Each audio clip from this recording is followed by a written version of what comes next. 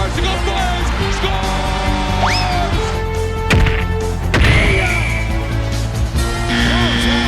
I'm going for white out. And they fake it. Back with speed.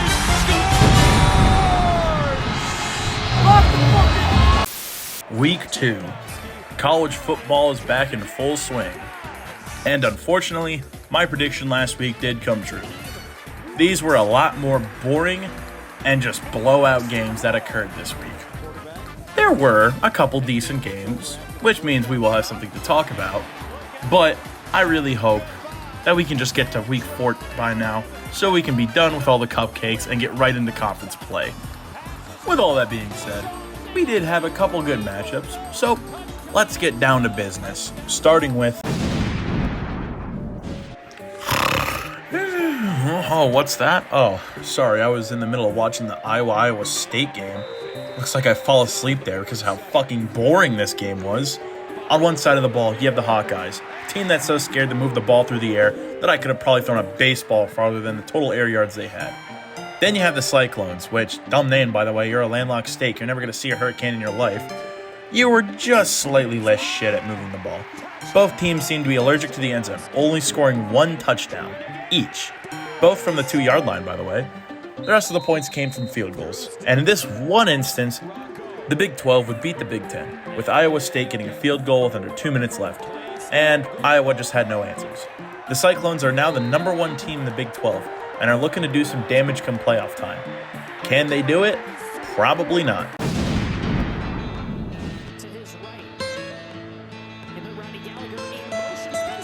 Ohio Bobcats, West Virginia, time for action. Why are we in Ohio? Losing's old, they're older than the trees. You are touchdown favorites, this should be a breeze. Country roads, take me home to the field where I belong. West Virginia, it's not that hard. You gotta go to the end zone. All my memories gather round her. 2018, the last time you were decent. Dark and dusty, no offense in sight. Drinking lots of moonshine, hoping I go blind. Country roads, get me home. These guys suck, and they blow. Athens, Ohio, they gave you 3 picks. Mountaineers, fuck right off. Oh, brother, this guy stinks! Another week, another Penn State football game. FIU is definitely one of the teams of all time. The only thing really keeping them relevant is Pitbull and Bordeaux's college rebuild series. But just because they're unknown doesn't mean they're not decent. I can't tell if Penn State offense is stagnating or if FIU's defense is elite. Knowing James Franklin, it's probably the stagnation. Only scoring 10 points against the Panthers in the first half is pretty embarrassing. Luckily, Penn State's defense is amazing, and they kept it scoreless and got a big boy interception to boot. It's looking like Alexander Bean is out there for the Panthers. At halftime, James Franklin threatened to remove the offense's electric scooters, and they remembered how to move the ball. All in all, they dominated the second half, and the game was never in question. Which is why it's so confusing that people think Penn State's going to get steamrolled.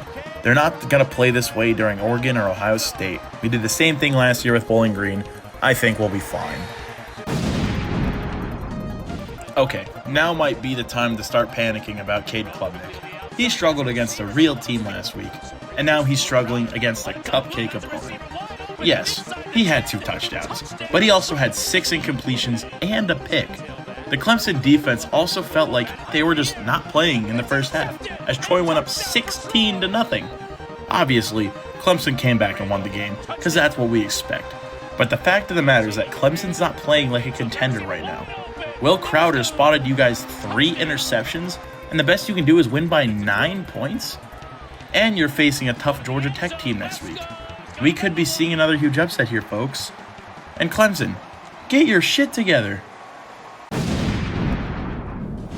Gather around, ladies and gentlemen. We've got the game. No, I'm not talking about the important one at the end of the season. I'm talking about the mid-off. Both of these teams have had questions coming into this week. Only one of them would get the answer they were looking for. In the first half, Michigan must have thought they were playing hockey, as Oklahoma was at it with 14-0 score by halftime. The Wolverines did manage to put up some points in the second half, but despite my prediction earlier in the season, Bryce Underwood has been some doo-doo ass cheeks to start the year. Oklahoma kept the pressure on, and that would be all she wrote. Luckily for Michigan, the next ranked opponent they play is Ohio State in Week 14. Maybe my preseason rankings weren't so bad after all. Michigan still sucks! Michigan! 2 rivals meeting in the swamp. What more could you ask for? South Florida was hot off the heels of their shocking blowout win over Boise State, and Florida had its cupcake matchup, winning 55-0 over LIU. DJ Lagway wants to tell the college football world that he's back. What kind of game would we be treated to today? Kicks upon kicks upon kicks. It's field goal palooza in Florida. I think I spent more time adjusting my underwear this morning than Bill Napier did adjusting to the South Florida defense. A big touchdown run gives South Florida a 15-9 lead. Will Florida respond? Take it again to Boss. Quick slam. Touchdown. Of course they will. SEC teams are built for this type of game. With 3 minutes to go, South Florida was trying to run the rest of the clock out. A sack on second down might have spoiled everything, but a nice gain gives them 4th and manageable. And now they're lining up to kick it? They must be trying to force them offsides because there's no way a college kicker is making a 58-yarder. Wait, why is there no coach by the ref? Yarder last year. Clean snap. Kick is on the way for the lead. No good. Just short. Okay, let me get this straight. I understand he made 2 field goals early in the game, and he might have hit it from practice. But why would you go for a 58-yard kick on a 4th and 7? Well, Florida will be able to close the game out. Well, it seemed that way before the offense stalled out, and they threw the ball when all they needed to do to kill clock was just run the ball. Now they gave South Florida a chance. But we need to add another element to the game, the ref ball. What might have been considered simultaneous contact is now a 15-yard penalty. That gave South Florida some momentum. But no need to worry, Florida. You got this. You really can't fuck this up. Nothing doing there. Jaden Woods making the play again. Hold it! After the play, flagrant unsportsmanlike conduct, number 9 defense. Penalty, automatic first down. Number 90 is ejected. Get the fuck out! Really? Really? We just saw Jalen Carter get tossed from the Eagles game on Thursday, and you decide now is the nice time to do a Hakapua spit on that thing? Get the fuck out of here. And you just gave a big chunk play to boot. Just kick the fucking ball already. Dramatic up for the win, and there you blew it! Why am I not surprised? Way to go, Florida. You just did the shoe all over again. I'd say you've lost your chance to do anything good this year, but let's be honest, the SEC is crumbling, and you can still make the championship game. Don't let the door hit your ass on the way out. Get the fuck out of my house! Well, that'll do it for this episode of State of the State. Looking to next week, it's to me looking like we're going to be having another lackluster week. Here are the 3 matchup in my mind that actually will make sense. Georgia, Tennessee at Georgia, 3:30 game on Saturday. That's looking to be a great game. Number 6 versus 15 with SEC implications. The winner of this game is definitely going to be ranked inside the top 10 at least. Then we got South Florida versus Miami. I guarantee you no one saw this coming. In my mind, I'm putting it down. South Florida's going to go 3-0 and have a real shot of making the dance. Miami's got to watch out.